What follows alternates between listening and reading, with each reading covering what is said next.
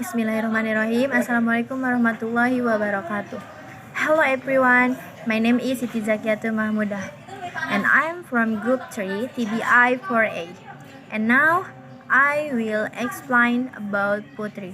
Do you know poetry? Yes. Poetry is one of the oldest genres in literary history. Its earliest example go back to ancient Greek literature. In spite of this long tradition, it is harder to define than any other genre. Poetry is closely related to term lyric, which derive etymologically from the Greek musical instrument, lyra or harp, and find to an origin in the sphere of music. In classical antiquity as well as in the Middle Ages, menstrual reaction poetry, accompanied by the lyre or other musical instrument. The term poetry, however, goes back to the Greek word poieo, to make, to produce, indicating that the poet is the person who makes verse. Although etymology said like on some of the aspects of the lyric and the poetic, it cannot offer a satisfactory explanation of the phenomenon as such. Most traditional attempts to define poetry juxtapose poetry with prose. The majority of these definitions are limited to characteristics such as verse, rhyme, and meter, which are traditionally regarded as the less classical element that distinguishes poetry from prose. These criteria, however, cannot to be applied to modern prose poetry or experimental poetry. Explanation of the genre which combination poetic language with linguistic element other than rhyme and meter do more justice to non-traditional forms such as free verse or prose poem. These approaches examine as lyric phenomena the choice of words as well as the use of syntax structure, and rhetorical figure. Although these elements domination in some form of poetry, they also appear in drama or fiction. In spite of the difficulties associated with the definition of poetry, the above mentioned heterogeneous criteria outline the major qualities that are combinationally attributed to poetry. Definition of poetry. The above mentioned heterogeneous criteria outline the major qualities that are combinational attributed to poetry. Okay, thank you. And next will be explained by my friend. I think enough. Wassalamualaikum warahmatullahi wabarakatuh. See you. I will continue to the next material that is about lexical thematic dimension. In that lexical thematic dimension is their diction, rhetorical figure, and theme. What is lexical thematic dimension? In contrast to philosophical texts which remain abstract in their expression, and poetry try to convey theme in a concrete language of images. Images and concrete objects often serve the additional function of symbol if they refer to meaning beyond the material object. What is diction? Diction is referred to as the writing or speaking style decided by the writer or speaker. In short, diction is the choice of the word that determine the level of writing. Depending on the diction, the quality of the writing is also measured. However, many factors are involved with determining diction. First, the word chosen must be precise and fitting. Both of those words must be used in the correct way. In the style, the word must be applied appropriately with regard to text of background.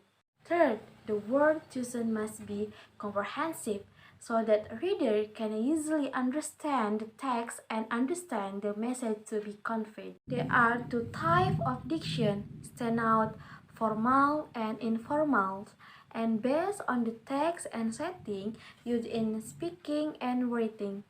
Respectively, diction has an important meaning in literature because it helps the reader to convey his feelings and at the same time help the reader to understand the tone or mood that is told in the writing.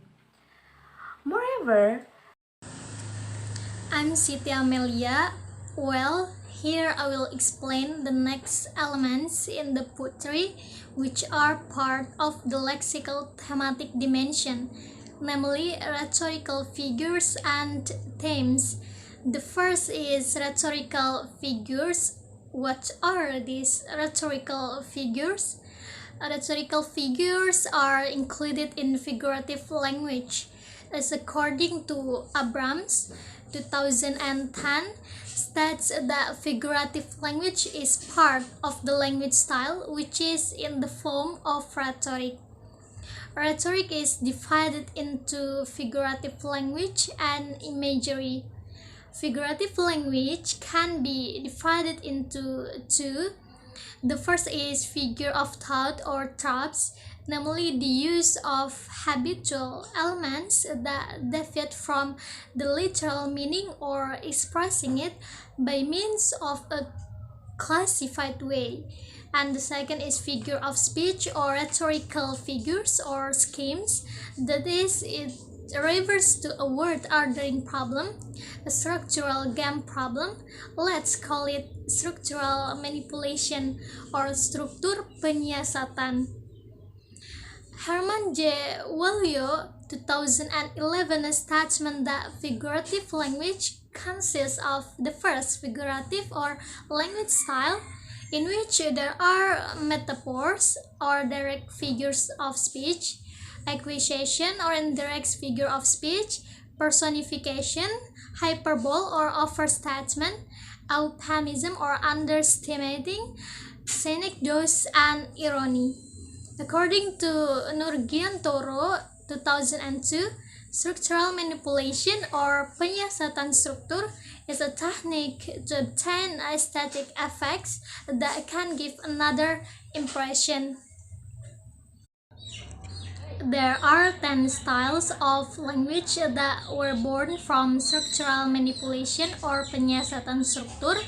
The first is repetition, parallelism, anaphora, polysyndeton, asyndeton, antithesis, alliteration, climax, anticlimax, and rhetorical statement. It's from Nurgiantoro 2013. Okay, the first is repetition. According to Karov 2005, repetition is the repetition of sounds, syllables, or parts of sentences that are considered important to emphasize in an appropriate context. 2. According to Fananik 2002, parallelism is the style of language it strives for to juxtapose some meanings, deep word unit, phrases, sentences that have the same function in units, the same grammatical. 3, according to Purba 2009, says that anaphora is the repetition or words at the beginning of several consecutive sentences. 4 is polysyndeton. Is the style language in the form of a sentence or a construction containing words aligned and linked with conjunctions. It's from Damayanti 2013. 5, according to Samai 2000, says syndeton is word order without use a conjunction for so the entirety of these words, not word for word. 6 is antithesis. Antithesis is a language style that contains opposite meanings in the form of words, groups of words, or sentences. This is according to Fananik 2002. 7 is alliteration. Alliteration is the use of words that are deliberately chosen because they have the same phoneme and consonants both at the beginning and in the middle. This is according to Nurgiantoro 2002. The H is climax. Climax is a language style in the form of a progressive expression of expressions containing emphasis or increasing importance from previous ideas or expressions. This is according to Damayanti 2013. 9 is anticlimax. Anticlimax is sequencing words whose scope of meaning is increasing, decreasing, shrinking, or narrowing. This is according to Semai 2000. So the last is rhetorical questions. Rhetorical questions are questions that do not need to be answered or do not ask for answers directly because everyone already knows the answer, or questions that are answered by the asker himself. This is according to Atmazaki 2001. Okay, next is time. What is time? Time is the central message or perception that the reader wants to convey to the readers. A theme often teaches a moral lesson to the reader. It is a universal idea that can be applied to anyone. However, text can have multiple themes as well. In most cases, there is a central recurring idea in a text that is taken as the central theme. Theme can be categorized into two categories, known as thematic concept and thematic statement. Thematic concept is what the readers think the text is about, whereas thematic statement is what the author says about the subject. Okay, and how to identify the theme of a poem? Okay, 1.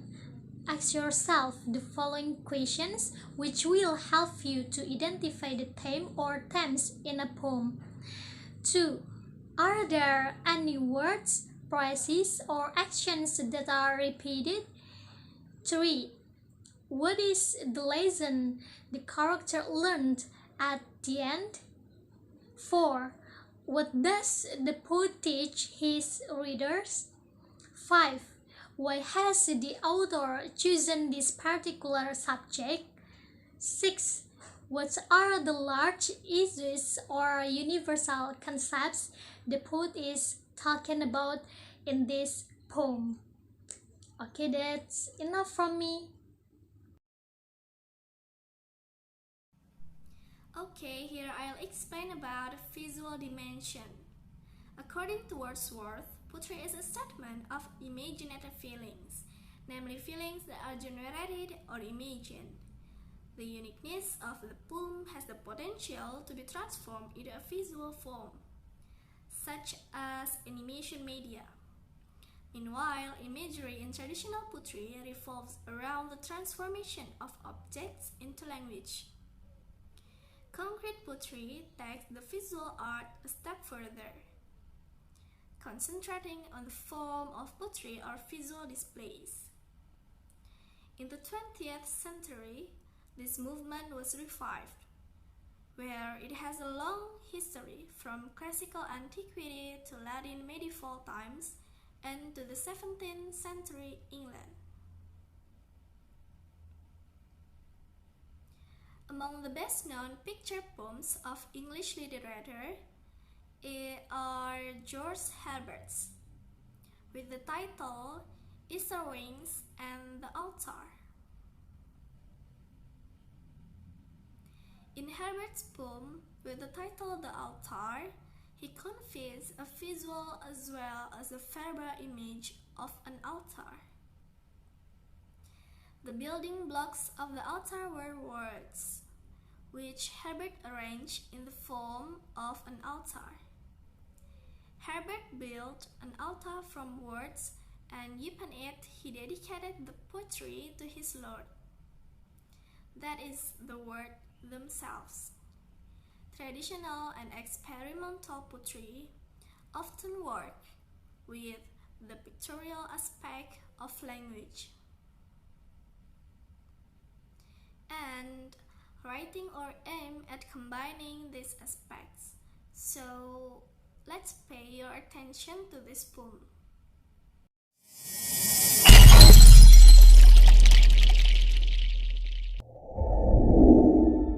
The Altar by George Herbert. Read by Nabin Dutraj.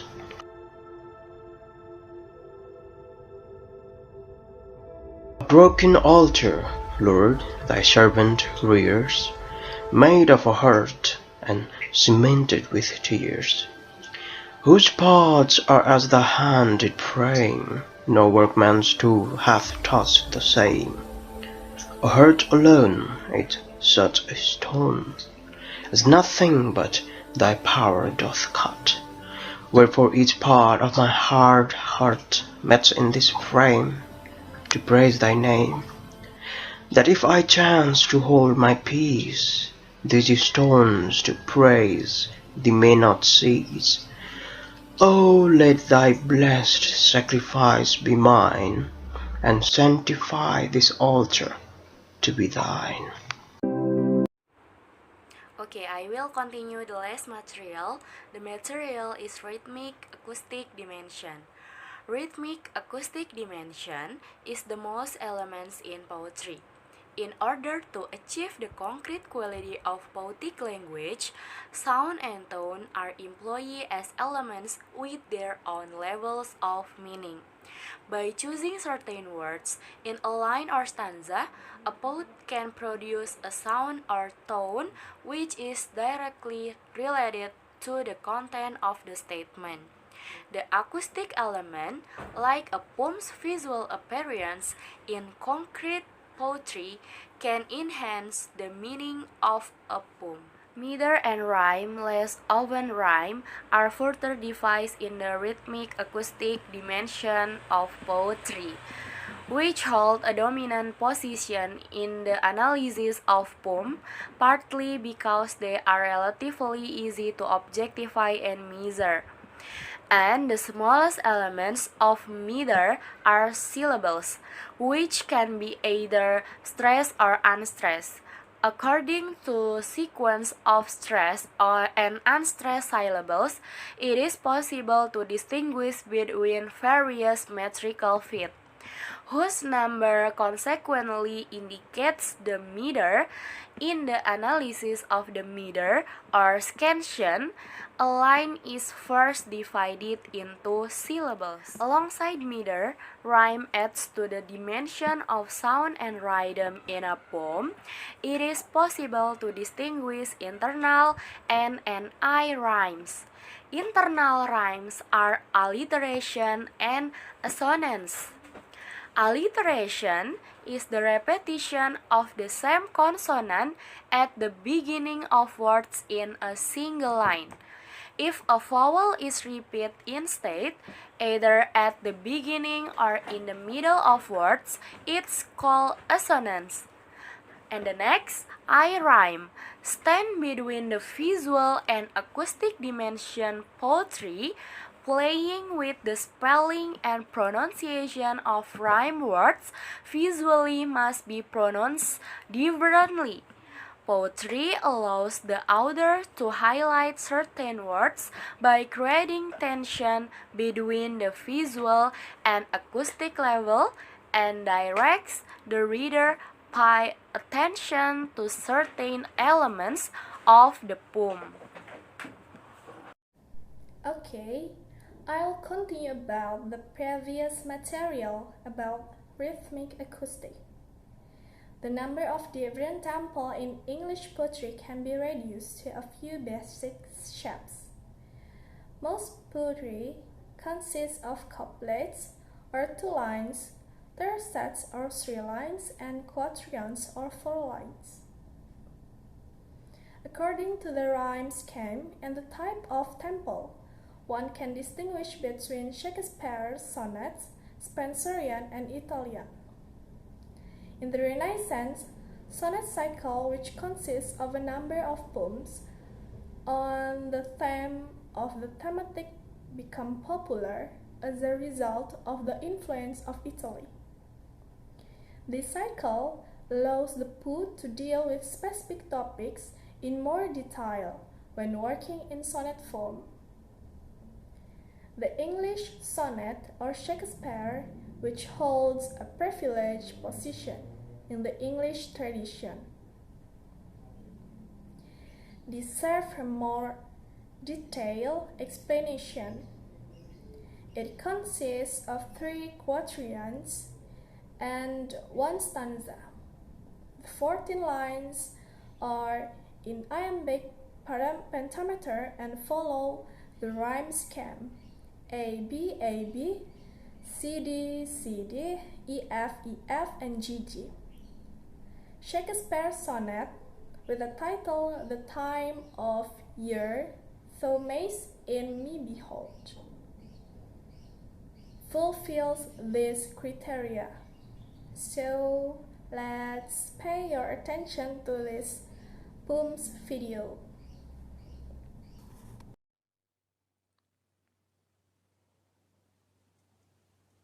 That time of year thou mayst in me behold, when yellow leaves, or none, or few do hang, upon those boughs which shake against the cold, bear ruined choirs where late the sweet birds sang. In me thou seest the twilight of such day, as after sunset fadeth in the west, which by and by black night doth take away death's second self that seals up all in rest. In me thou seest the glowing of such fire that on the ashes of his youth doth lie, as the deathbed whereon it must expire, consumed with that which it was nourished by. This thou perceivest, which makes thy love more strong, to love that well which thou must leave ere long.